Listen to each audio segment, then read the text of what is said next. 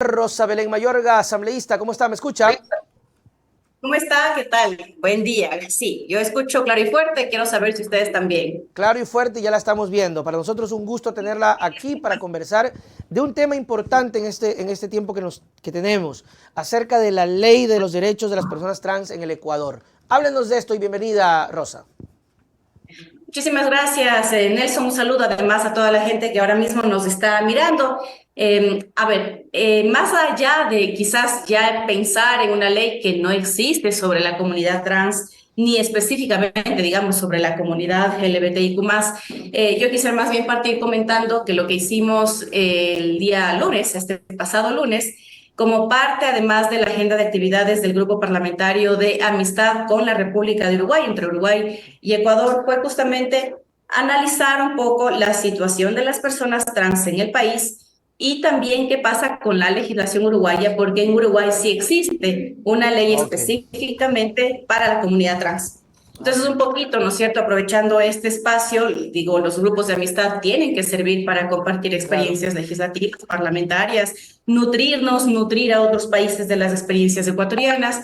Entonces, un poco lo que pudimos visualizar en ese día era, ¿qué pasa con las personas trans en el Ecuador? ¿No es cierto? Para eso tuvimos tres personas de la comunidad trans. También tuvimos una especialista argentina en endocrinología, porque también era importante conocer qué pasa con los tratamientos hormonales, por ejemplo, cuál es el acceso, a veces los efectos secundarios y cómo estas ayudan a la realización de una persona que se autodenomina como trans en este Ok. caso, ¿no es cierto?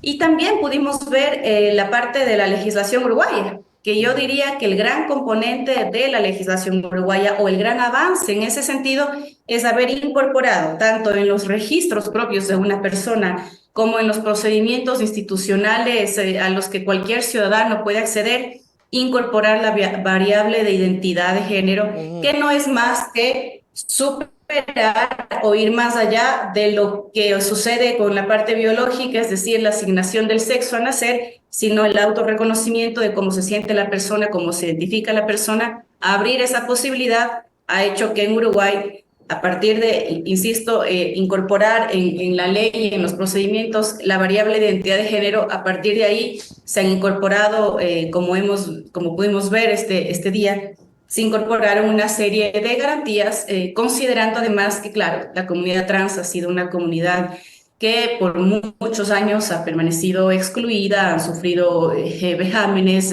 violaciones, etcétera, a sus derechos, a su dignidad, y por lo tanto la República de Uruguay creyó conveniente que había que dar ciertos accesos en temas de educación, en temas incluso de vivienda, que se incorpore el tema de género para poder considerar la situación no solamente de las personas heterosexuales, sino también de las diversidades sexogenéricas que existen y Ujú. que debemos avanzar hacia poder convivir en una armonía donde los derechos humanos realmente sean para todos y todas. Claro. Rosa, estas cosas que usted me cuenta ahora mismo no se contemplan en nuestra legislación.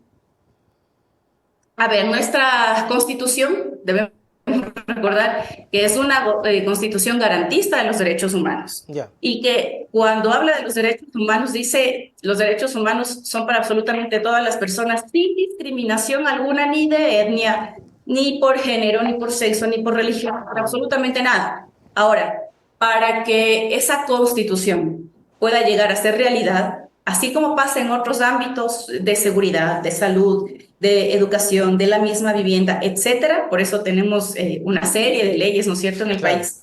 Para que esa constitución llegue a ser realidad, a veces sí hace falta tener normativas un poco más específicas, Ujú. porque lamentablemente, por sí solos, digamos, a No, no veces funciona. no cumplimos con lo que Ujú. dice la Constitución. Entonces, ¿qué nos toca? Ir teniendo normativas que un poco ayuden a cumplir con ciertas garantías que ya están establecidas. Cabe mencionar además que, aparte de presidir, digamos, este grupo de amistad con Uruguay, soy parte del grupo parlamentario por los derechos de las mujeres.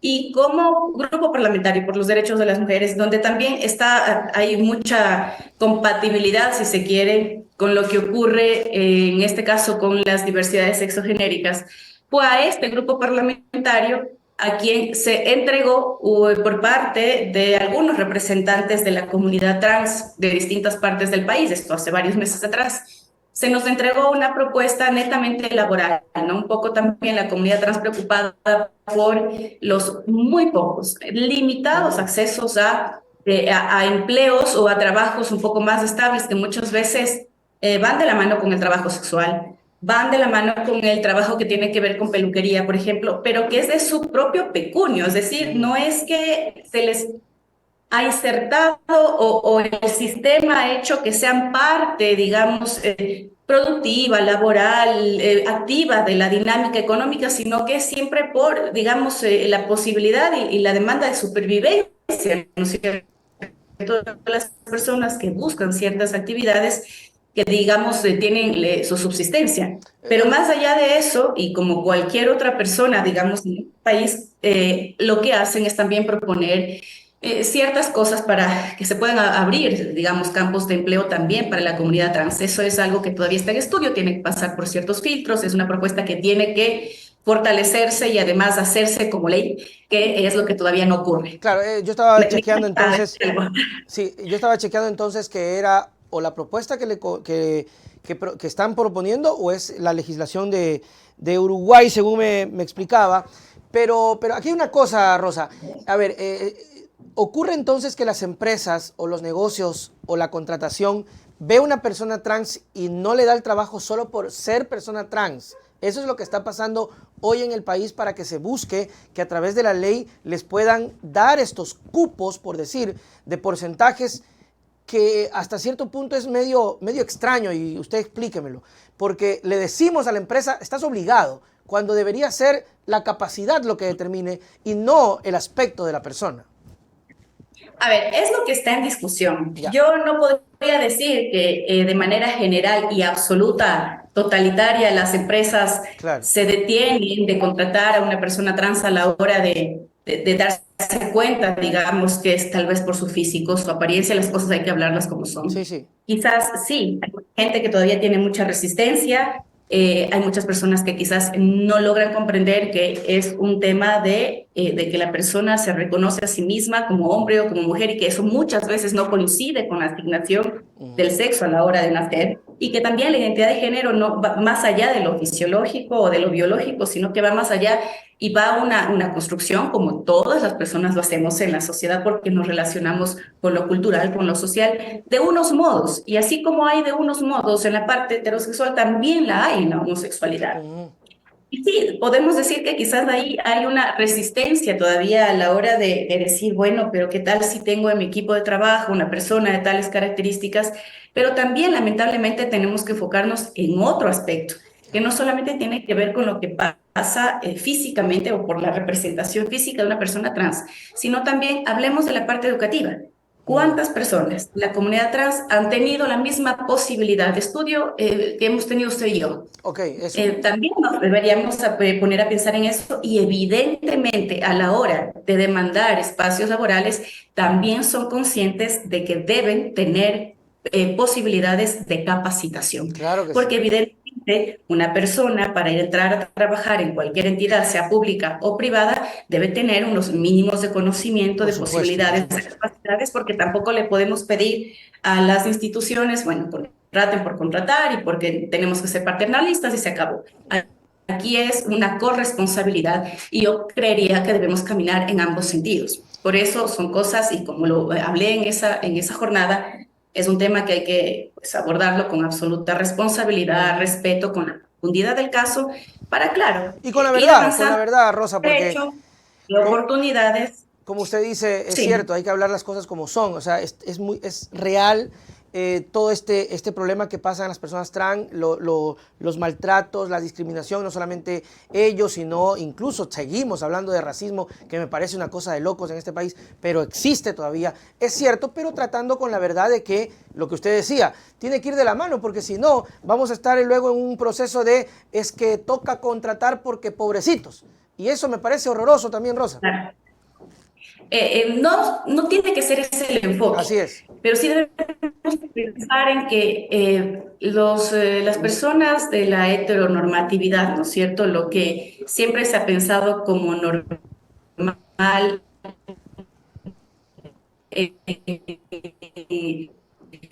en detrimento de aquello que sale de la norma. Estoy hablando un poco entre comillas, no pueden pasar por procesos de cárcel por tener algún tipo de las personas de la comunidad LGBTIQ+, si han tenido que pasar incluso por cárcel por haber tenido una opción genérica o una atracción sexogenérica distinta. Entonces, debemos recordar que además hace poco, justamente el 25 año más de la despenalización de la homosexualidad en el Ecuador. Eso quiere decir que apenas a partir de los años 90 comenzamos a comprender en este país que eso no era un delito. Así es. Que tener una Imagínese. preferencia sexual distinta a la heteronormatividad no era un delito. Entonces, si recogemos un poco todos esos elementos, vamos a comenzar a pensar que probablemente sí nos toca algo así como hacer justicia a través de ciertas reglamentaciones que nos ayuden a poner un poquito más igual, ¿no es cierto?, las posibilidades de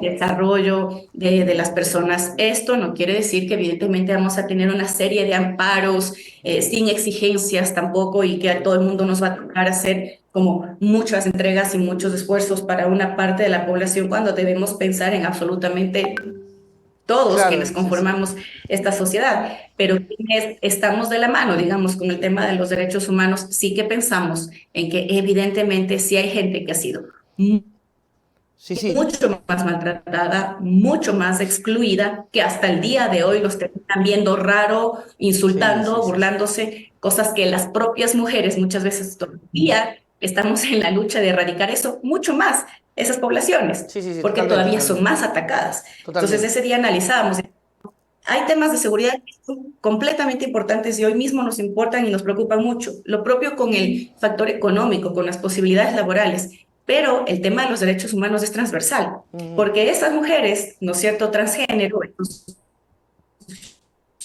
hombres transgénero, etcétera, también quieras saber. Ok, parece que tenemos un pequeño problemita. A ver, ya.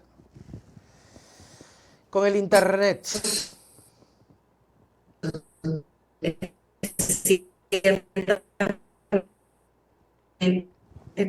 ¿Cuáles son las... Hola, Rosa, ahí está, ¿me escucha? Hola, nos fuimos un ratito, creo que la señal está un poquito baja. Sí, ¿Me escuchan ahí? Sí, ya ahí regresamos. Rosa, totalmente de acuerdo, creo que es evidente que la balanza tiene que ser acomodada, por decirlo. Quiero tocar un temita ahora a propósito de que usted es parte de las mujeres parlamentarias. ¿Cómo recibieron la noticia de que Villavicencio regresó a la Asamblea?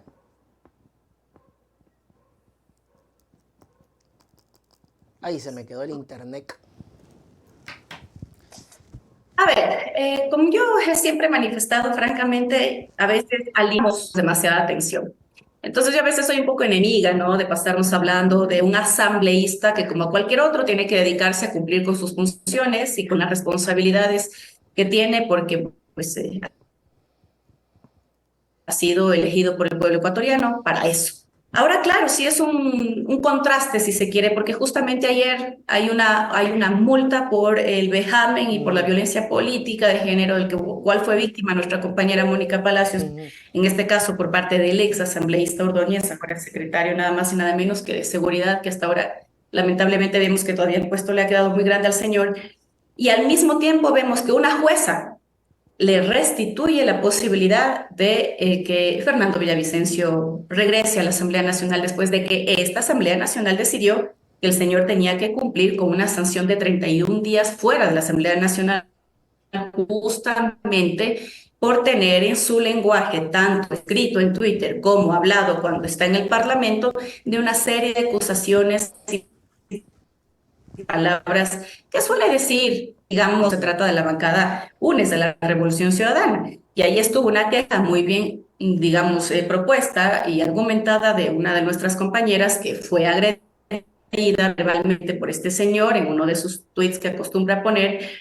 Y lamentablemente vemos que una jueza incluso pasó por alto la resolución de la propia Asamblea y le dio la posibilidad de que se incorpore ya a la Asamblea Nacional. Entonces vemos ahí que no solo hay un tema de no entender, que debemos pelear por todos los frentes y en todos los frentes más bien en contra de la violencia, sea política, simbólica, lo que fuera.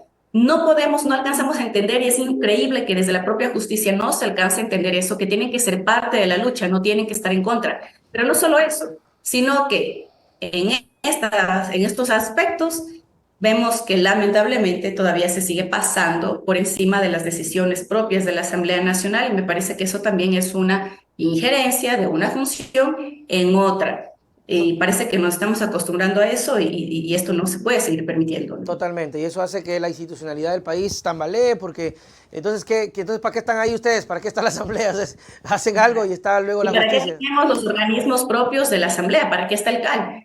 Sí, ¿para qué? O sea, es ¿Para una qué cosa... está ese Consejo de Administración Legislativa que se encarga de calificar las cosas? ¿Para qué está el Pleno de la Asamblea Nacional, que es el órgano supremo donde se toman las decisiones? Para que una jueza luego venga y diga, no, el señor se puede pasar, bueno, pero no tomó en cuenta la resolución de la Asamblea. ¿Qué está pasando? ¿Dónde está justamente esa institucionalidad que debe haber para que exista ese orden y ese entendimiento en el país, que en este momento es algo que es Sí. una debilidad más bien, ¿no? Rosa Belén Mayorga, muchísimas gracias por estar con nosotros, Rosa. Esperemos que no sea la última vez para seguir conversando de más cosas. Las puertas No, por abiertas favor. siempre para que usted pueda contar con nosotros. Sus palabras para despedirnos. Igual, a las órdenes, Nelson, un abrazo a todos y todas y vamos a seguir trabajando. Ok. Chao, chao, Rosa. Nos Un vemos. abrazo, que esté muy bien. Adiós. Muy bien, ahí estuvo Rosa Belén Mayorga. Rosa, Rosa, la más primorosa.